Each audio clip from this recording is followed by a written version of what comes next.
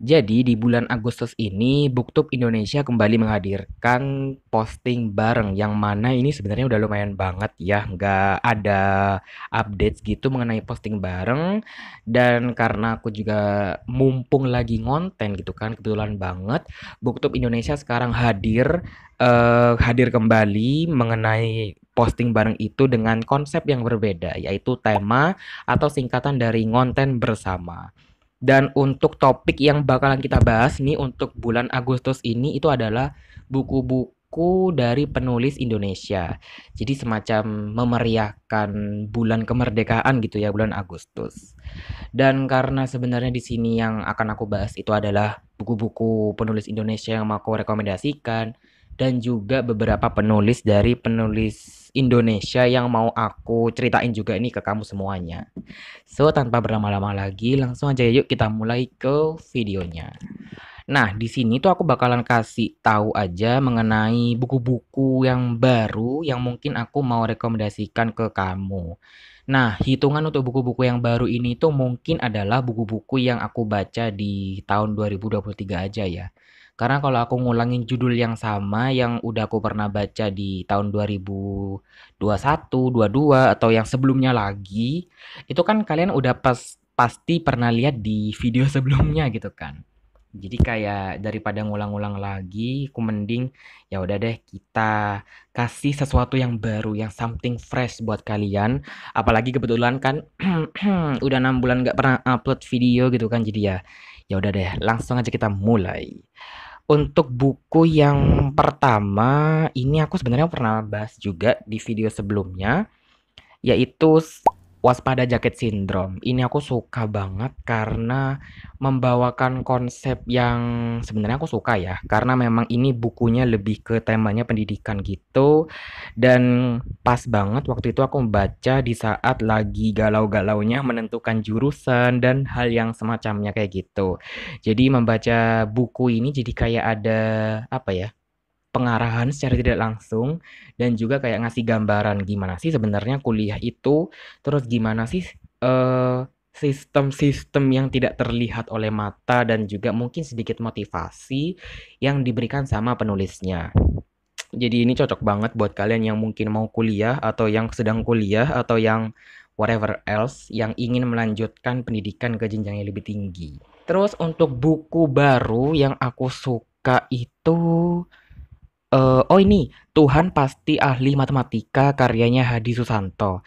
Ini juga membahasnya tuh lebih ke ranah pendidikan, kelihatan banget kan dari judulnya. Tapi sebenarnya ini tuh kayak semacam ada apa ya, bisa dibilang biografi atau mungkin buku-buku motivasi gitu sih. Yang ya sebenarnya bukan pure ngebahas matematika kayak bukunya Jerome Pauline gitu ya. Sebenarnya kayak buku biografi biasa sih, cuman mungkin kalian akan menemukan perjalanan hidup dari penulisnya atau mungkin juga dari beberapa orang-orang yang menginspirasi dari si penulisnya itu. Jadi ya kayak apa ya? Kayak keren sih menurut aku. Terus kemudian di sini aku kayaknya bakalan menunjukkan beberapa judul aja ya, nggak terlalu banyak-banyak. Di sini selanjutnya yang aku suka itu adalah Passion, Ubah Hobi Jadi Duit, karyanya Dedi Dahlan. Ini juga buku non-fiksi. Well, kayaknya aku tahun ini memang kalau buku-buku dari penulis Indonesia itu kebanyakan baca buku-buku yang genrenya non-fiksi. Karena emang kayak nggak tahu ya, entah kebetulan, entah emang lagi butuh gitu kan. Jadi lumayan banyak banget buku non-fiksi yang bisa aku rekomendasikan ke kamu. Dan untuk judul yang ini sesuai dengan judulnya ya, ini membahas tentang passion dan kayak semacam tips-tips merubah passion menjadi sesuatu yang berarti gitu kan. Ya mungkin akan ada beberapa orang yang menganggap kalau passion itu ya ada yang bilang bullshit gitu kan, ada yang bilang kayak nggak ada. Sebenarnya passion itu bisa dari apa aja yang kita kerjakan gitu kan.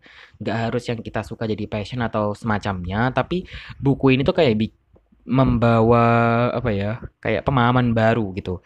Dan aku waktu membaca ini juga kayak lumayan wow, ternyata keren juga ya pemikiran yang dituturkan oleh penulisnya tuh bahkan sampai sekarang aku masih ingat kayak ada 3 jenis apa sih namanya pengembangan passion yang bisa mengubahnya jadi suatu bisnis atau suatu sumber penghasilan. Dan itu menurut aku kayak keren sih, kayak nggak kepikiran ya kok bisa. Padahal tuh konsepnya sederhana sih, dan mungkin karena aku belum pernah baca buku-buku passion yang lain, jadi menurut aku buku ini membawakan something new, something fresh. Dan selanjutnya untuk buku dari penulis Indonesia yang aku suka yaitu adalah Cadel karyanya Triska Idekaman.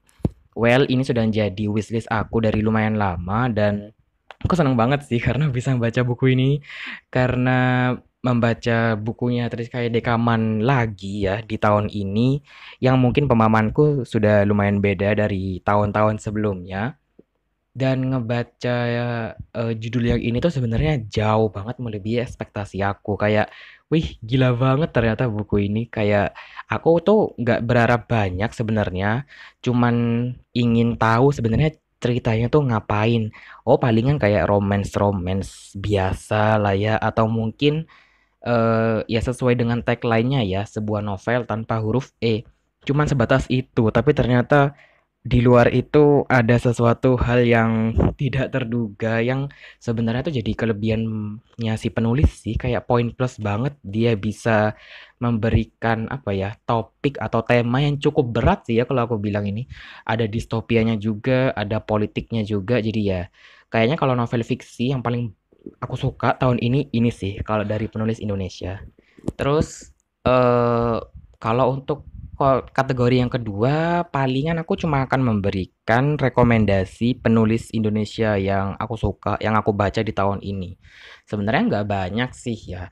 Mungkin penulis yang pernah aku sebutkan di video sebelumnya juga bakalan kalian dengar lagi di video kali ini, tapi ya nggak apa-apa. Yang pertama itu adalah Triskai Dekaman, barusan banget aku bilang itu kan. Dan memang aku merasa kalau novel-novelnya dia ini distopianya tuh kerasa, dan unsur yang mau dibahas tuh juga nggak main-main juga sih, kayak cukup berat juga. Dan aku kalau sepanjang menjadi pembaca ini baru baca 3 judul sebenarnya sih, dan 2 judul yang pernah aku baca itu dibacanya tahun 2019. Jadi waktu itu mungkin kayak belum terlalu tahu banyak gitu kan.